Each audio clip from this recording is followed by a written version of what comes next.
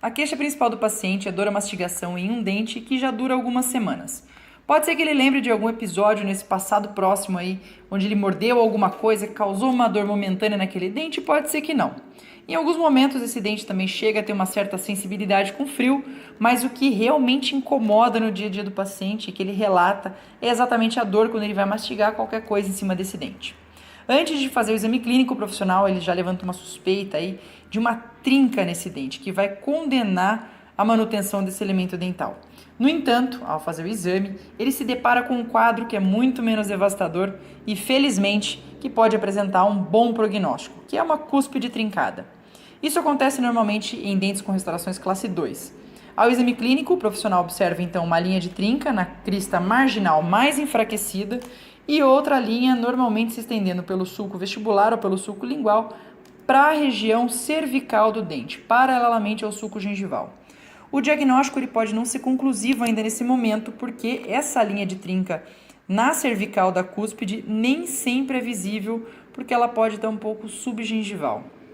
E a cúspide ainda não necessariamente apresenta mobilidade, deixando então o profissional ainda na dúvida sobre a causa da dor e sobre o diagnóstico conclusivo. As radiografias não são úteis nesse caso como auxiliar de diagnóstico, e uma sequência que o profissional pode seguir, que pode realmente chegar a levar a um diagnóstico conclusivo, é o seguinte. Primeiro, realizar um teste de mordida para reproduzir esse sintoma, essa situação desse sintoma relatado pelo paciente. Isso pode ser feito apoiando na cúspide, especialmente na cúspide suspeita, um cotonete ou uma espátula de madeira ou até mesmo um mordedor, que é um instrumento especificamente desenhado para isso, e pedir para o paciente ocluir. Nesse momento, ele vai relatar então incômodo quando ele morder sobre a cúspide suspeita, sobre a cúspide onde existe realmente uma trinca. O segundo passo é realizar o teste térmico, que costuma responder nessa hora normalmente, às vezes acusando uma pulpite reversível. E o terceiro passo é, então, diante desses sinais e sintomas que indicam mesmo essa forte suspeita de uma cúspide trincada, o profissional pode, então, remover a restauração presente para avaliar diretamente a dentina subjacente.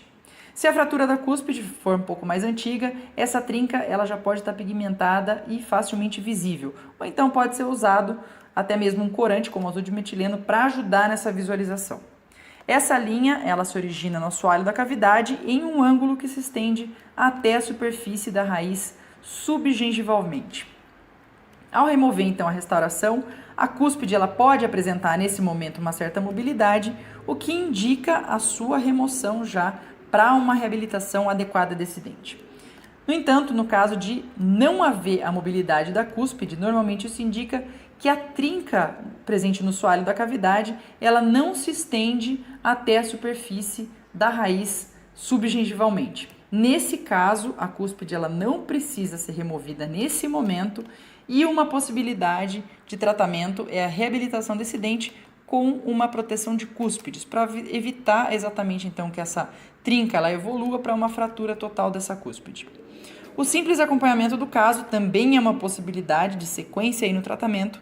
No entanto, é muito provável que se essa trinca realmente exista, em curto a médio prazo, isso evolua para uma fratura total dessa cúspide. E é interessante observar que no momento em que essa cúspide finalmente se parte, os sintomas do paciente eles são frequentemente aliviados. De uma forma ou de outra, o prognóstico nos casos de fratura de trinca ou fratura de cúspide é favorável na grande maioria dos casos.